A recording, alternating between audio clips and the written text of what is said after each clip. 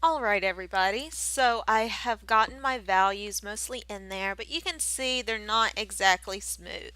I have lots of brush strokes and things like that. Nothing's quite solidified that yet.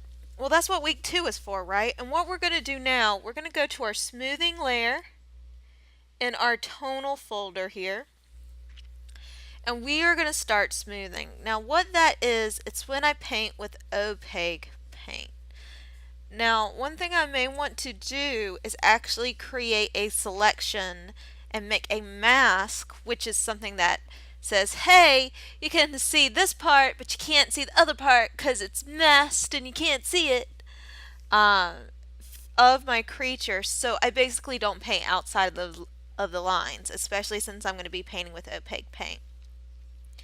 Now, as you know, this isn't a Photoshop course.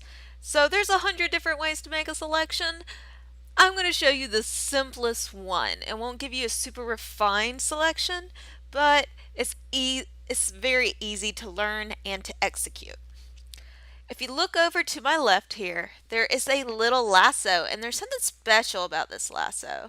If you click this little downward arrow, normally you see this one that looks like a regular cowboy lasso, but then you have the polygonal lasso tool that has these weird bunny ears on it. And what that means is that it only uses straight lines, like polygons, right?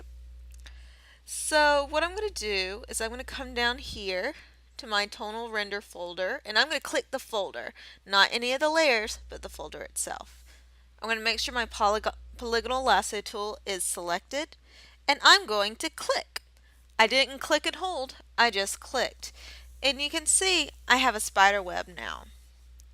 If I click again, it pins my selection line in that space. So very quickly I can get a little selection going on here. That won't be perfect because obviously my little greyhound demon, whatever it is, it's very curvilinear. But for the most part, it will prevent me from painting where I don't want to paint.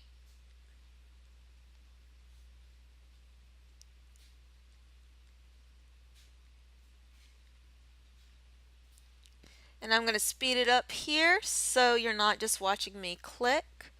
I will say when it's done, you'll hover over where you started, and there will be a little O that appears next to it, like a degree symbol. When that appears, you'll click to close the selection. So I'm going to keep on going, and we are going to speed it up right here.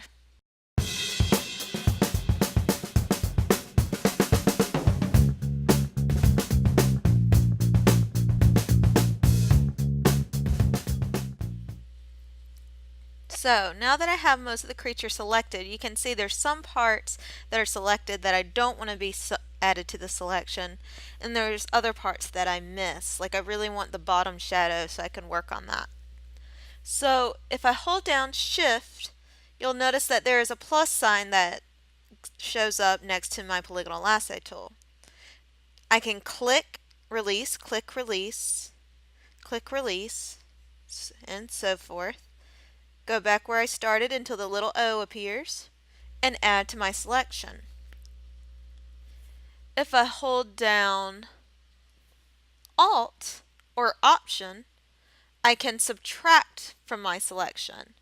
And you can tell subtract is on because a little minus sign will appear next to your polygonal lasso tool. You don't have to continually hold it down. As long as you make that first click, you'll be good to go.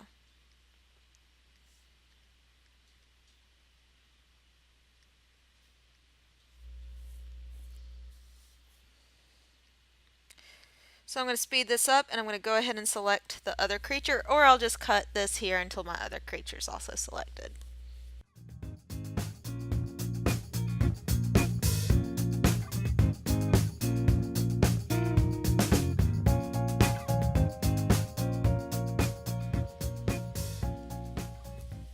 Alright, so you can see I have both my front view and side view selected.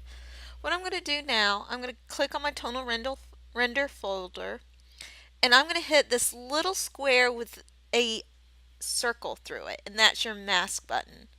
When I hit that and I have a selection, it will automatically turn that selection into a mask. Since I had my folder selected, that applied specifically to that folder. And what's so great about that is that means that my smoothing layer has no mask, but if I color outside of where the layer mask is on the folder, nothing shows up. It only works inside that mask. So all the layers in this folder can have their own mask. That it's separate from the big folder mask, and this mask is applied to everything inside of that folder. So now that we got that technical tool out of the way, let's talk about actual smoothing. I'm going to click my smoothing folder. I'm going to zoom in real close here. That is key, because I want to be able to see all my different brush strokes. And I'm going to start smoothing. So here's the thing. You have two different smoothing layers. You have one here and you have one in your color render. You're going to have to do the same amount of smoothing no matter what. But the more time you spend in your tonal smoothing, the less time you have to spend in your color smoothing. And if you figure things out here, it's going to be easier because you're not having to think about two things at once, which is both value and color. If you're using a tablet, which you all should be, I would hotkey Option, X, and Shift to one of your tablet keys. The reason you want Option, or even I works too, is because you're going to be sampling a lot. Now, I'm working with a low opacity, we have about 55 opacity, and a brush with about medium hardness. I like a brush that's not too soft, and it can actually make your work look blurry if you use a brush that's too soft. And don't do the things like, well, I wanted to look that way. Well, you shouldn't. You don't want your work to be blurry and foggy unless if you're actually rendering fog or as atmospheric perspective. So don't try to use that as a justification, because it is not a justification for bad decisions.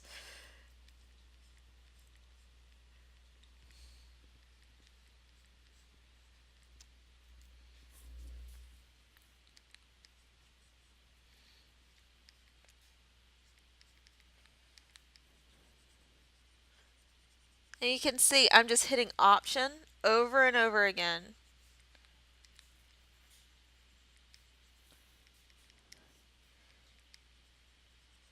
Now you may be like, how does Ryan get it so smooth? Well, one is opaque paint. Two, pen pressure. You know how when you're doing tonal shading, you make small little circles over and over on your piece of paper? I'm basically doing that same thing. I'm doing hatching really, really close together.